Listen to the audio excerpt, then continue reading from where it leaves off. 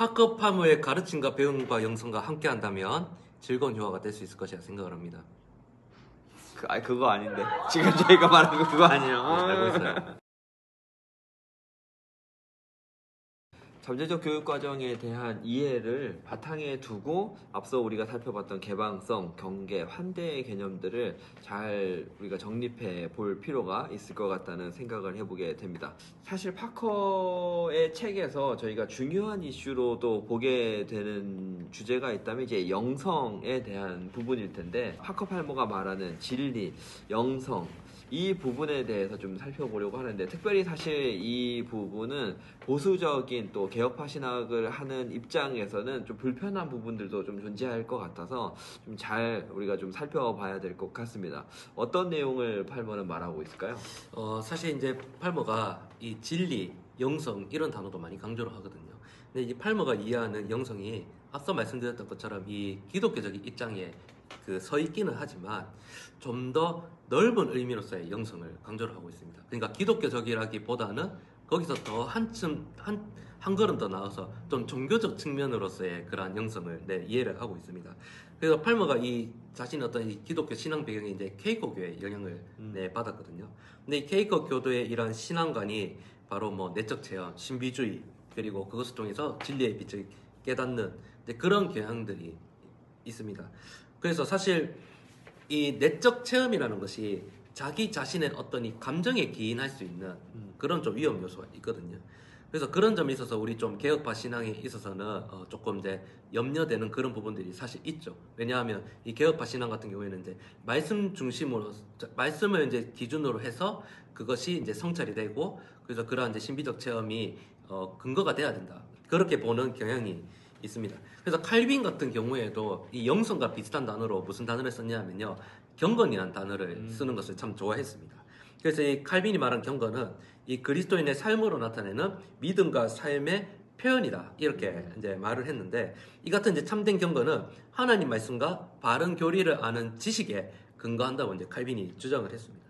그래서 이제 그런 점에서 보았을 때 이 팔머가 이제 추구하는 이 영성은 개혁파 신앙의 측면에 있어서는 조금 좀 살펴봐야 될 부분이 있지 않나 생각을 합니다. 근데 그래도 이제 팔머가 이 인간과 세상의 본질을 이것을 통해서 이제 탐구를 하려 했다는 점, 그리고 이제 그의 진리가 말씀으로 이 땅에 오신 성육신하신 이제 예수 그리스도의 중심으로 그것을 이제 이해하려고 시작을 했다는 점에 대해서는 좀 이상한 영성으로 보기에는 좀 그 오해가 있지 않을까 생각을 합니다.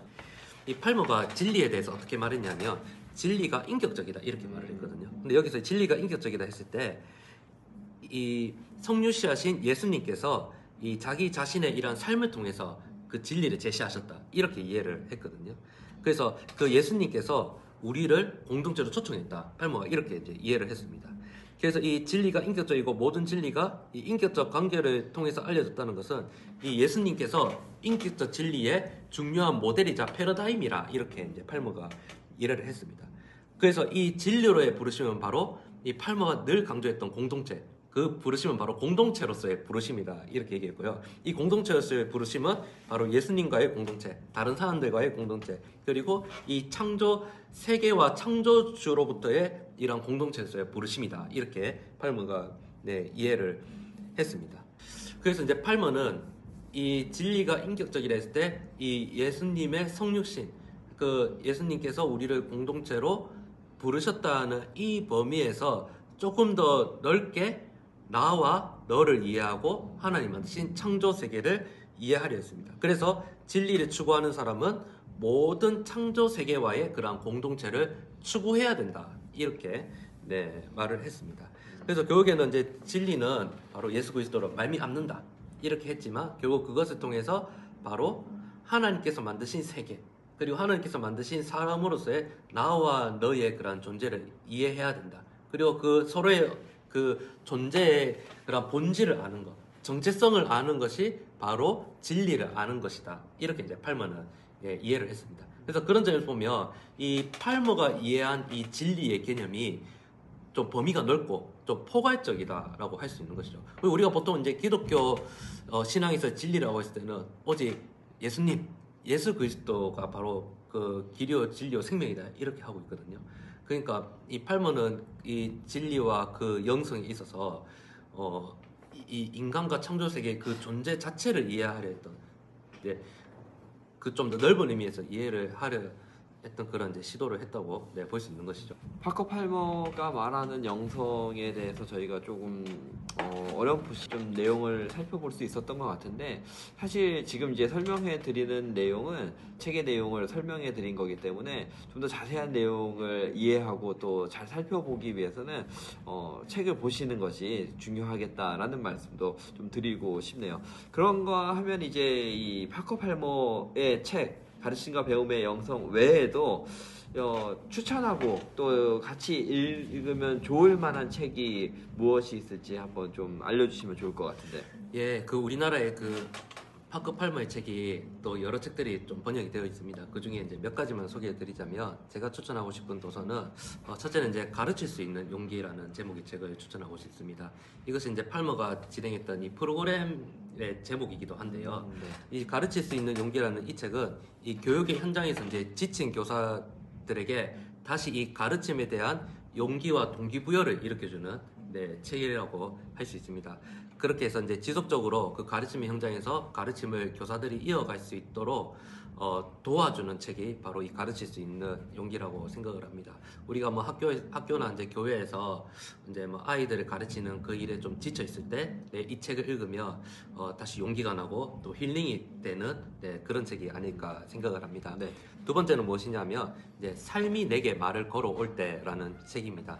이 책 같은 경우에는 우리가 이제 인생에서 겪는 여러 가지 이 희노애락에 대해서 이제 생각을 하면서 그러한 과정들을 통해서 겪는 인생의 의미, 그리고 나 자신에 대한 그런 이해의 시각을 넓혀주는 책이라고 할 수 있습니다. 그래서 내가 경험한 인생의 여러 일들에 대해서, 그리고 그 일들 속에서 내가 누구인지에 대해서, 그리고 나 자신에 대한 이해, 즉 나의 내면에 대한 그러한 이제 성찰들을 이렇게 해봄으로써 나의 어떤 존재, 그리고 나의 삶의 의미들을 생각해 볼 수 있는 좋은 책이라고 생각을 합니다. 세 번째는 책 제목이 영상에서 많이 언급되는 단어입니다. 제목이 가르침입니다. 가르침. 그래서 이 가르침이라는 책도 이 팔머의 교육 사상을 확인해 볼 수 있는 책이라고 할 수 있습니다. 이 책 같은 경우에는 이제 그 가르침과 배움의 영성의 연장선상, 혹은 그가 주장한 이 가르침과 진리 공동체에 대한 내용을 집중적으로 다루는 책이라고 할 수 있습니다. 그래서 이 팔머의 이 가르침과 교육 사상을 이해하는데 좋은 책이라 할 수 있습니다. 네 번째는 일, 창조, 돌봄의 영성이라는 제목의 책인데요. 이 책은 이 팔머가 주장하는 이 영성을 위한 교육은 결국에는 이 사회의 모순된 삶에서 일어나는 문제들을 변혁시켜 나가는 일이 되어야 된다는 것이 이제 결론이거든요.